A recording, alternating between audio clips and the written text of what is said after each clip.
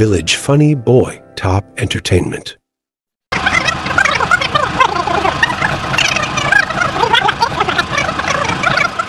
তোমরা সবাই হুঁশিয়ার হও, রাজা মশাই আসছে।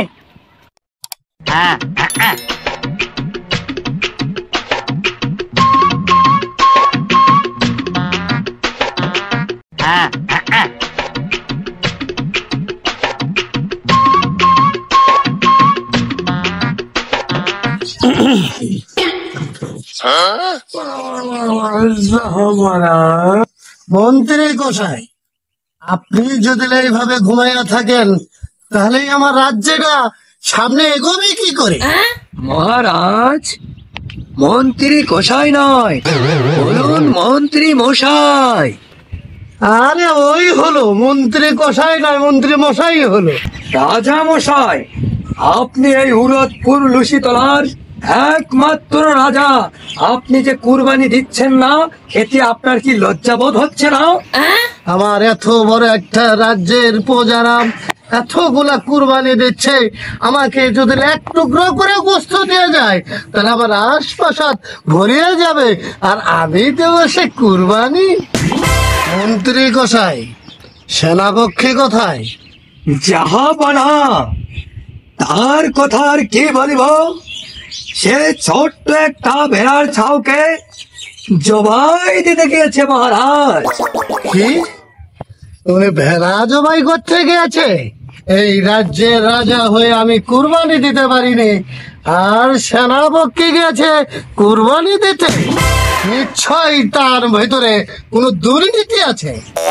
মন্ত্রী গোসাই, আমার এই রাজ্যে কোথায় দুর্ঘটনা ঘটলো একটু বলেন শুনি। মন্ত্রী গোসাই, জাহাপানা, আমি ঘুমের ঘরে ছিলাম, আপনি বলুন, আমি শুনি। আমার রাজ্যে কোথায় কি হয়েছে, দুর্ঘটনা হয়েছে, দয়া করে একটু বলুন শুনি। ঠিক আছে জাহাপানা, আপনি আপনার রাজ্যের প্রজাদের কাছ থেকে শুনুন তাদের দুঃখ দুর্দশার কথা।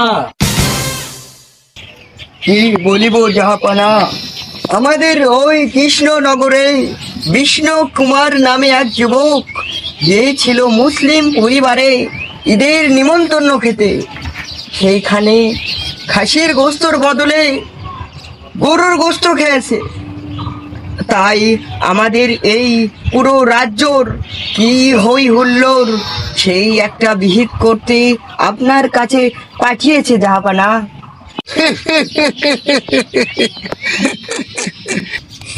রাজার দাঁতের বাজো চাক বাবা।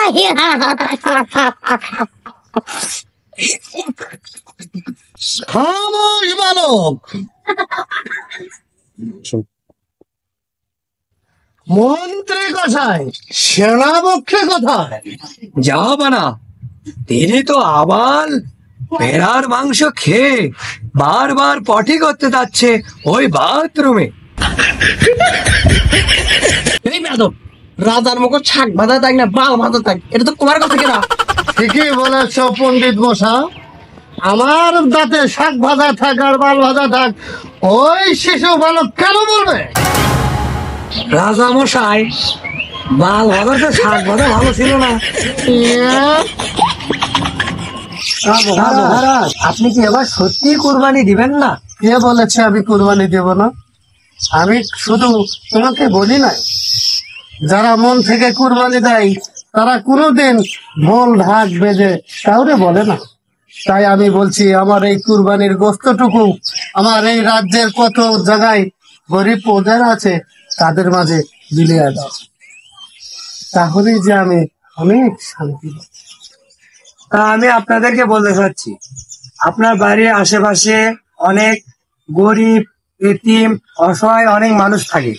তাদেরকে আপনার স্বার্থ অনুযায়ী যতটুক পারেন একটু মাংস দিয়ে পাশে থাকুন। আচ্ছা, আমি কই আপনারা ভিলেজ ফানি বয় চোখ রাখুন আর হাসতে থাকুন। সবাইকে ঈদ মোবারক। ঈদ মোবারক।